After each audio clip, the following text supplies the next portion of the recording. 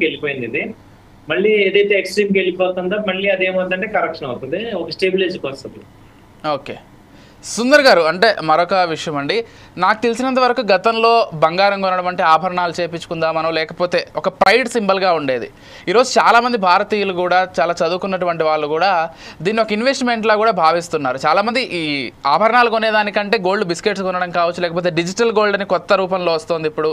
దాన్ని కొంటున్నారు. ఎందుకంటే ఈ ఫంక్షన్స్‌లో కూడా ఇప్పుడు ఎక్కువగా గోల్డ్ వేసుకోవట్లేదు. రోల్డ్ గోల్డ్ లేకపోతే 1 గ్రామ్ గోల్డ్ అని రకరకాలైనటువంటి ఆభరణాలు వచ్చేస్తున్నాయి. నాకు తెలిసి పెళ్లిళ్ళల్లో సగం కనిపించేటువంటి నగలన్నీ కూడా అవే. To be honest. కాబట్టి మైండ్ సెట్ కూడా మారుతోంది ఇండియన్స్ది డెఫినెట్గా. దీన్ని ఒక ఇన్వెస్ట్మెంట్లా చూస్తున్నారు గతంలో మాదిరిగా కాకుండా. సో ఎలా చూస్తారు గోల్డ్ పైన ఇన్వెస్ట్ చేయడం ఎంతవరకు సేఫ్ అంటారు? గోల్డ్ అనేది పక్కా ట్రెడిషనల్ ఎసెట్ అండి. దాని గురించి ఎలాంటి కోర్సులు చేయాల్సిన పని లేదు. అండ్ ట్రెడిషనల్ వాల్యూ దానికి ఎక్కువ. సొసైటీ పరంగా కూడా దానికి హానెస్ట్ ఎక్కువ. అండ్ ఫంక్షన్లకి గోల్డ్కి ఉమెన్కి ఉన్న ఆ సంబంధం మన అందరికీ తెలిసిందే.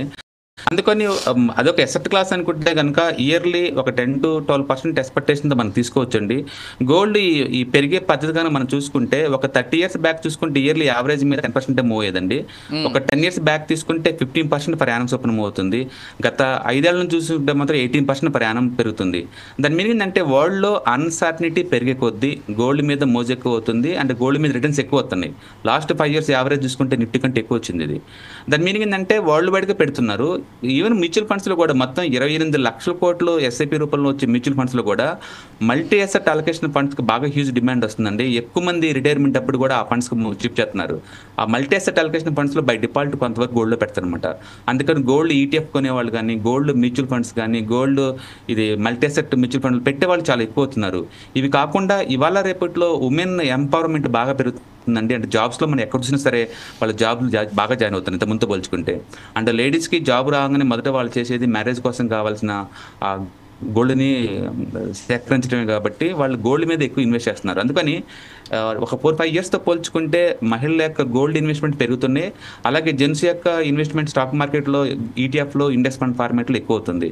మొత్తానికి ఓవరాల్గా చూసుకుంటే వరల్డ్ వైడ్గా ఇన్వెస్టర్స్ కావచ్చు, ఈ సెంట్రల్ బ్యాంక్స్ కావచ్చు, అంటే ఇండియాలో ట్రెడిషనల్ డిమాండ్ కావచ్చు, అన్నీ పెరుగుతున్నాయి. రీసైక్లింగ్ గోల్డ్ పెరగటం, రీసైక్లింగ్ ఉన్న మైనింగ్ అంతా యాక్టివిటీ తగ్గటం అండ్ అన్సర్టనిటీ ఉండటం వల్ల గోల్డ్కి హ్యూజ్ డిమాండ్ వచ్చిందనమాట. యూజువల్గా అయితే మనం 10-12% ఎక్స్పెక్ట్ చేస్తామండి. బట్ లాస్ట్ 5 years చూస్తే కనుక అండ్ ఆల్మోస్ట్ 18% దాకా వస్తుంది. ఈ 1 year కనుక చూసుకుంటే కనుక 35% దాటిందనమాట. దట్ మీన్స్ ఏంటంటే ప్రపంచంలో మిగతా ఎసెట్ క్లాస్తో పోల్చుకుంటే తక్కువ అన్సర్టనిటీ అండ్ స్టెబిలిటీ ఉన్న ఈ ఎసెట్ మీద ప్రపంచవ్యాప్తంగా అన్ని చోట్ల డిమాండ్ పెరుగుతుంది. సో ఇండియాలో కూడా ఆ ట్రెండ్ కంటిన్యూ అవుతుంది. ఎస్. చంద్రమూర్తి గారు, సుందర్ గారు చెప్పినట్లుగా ఒక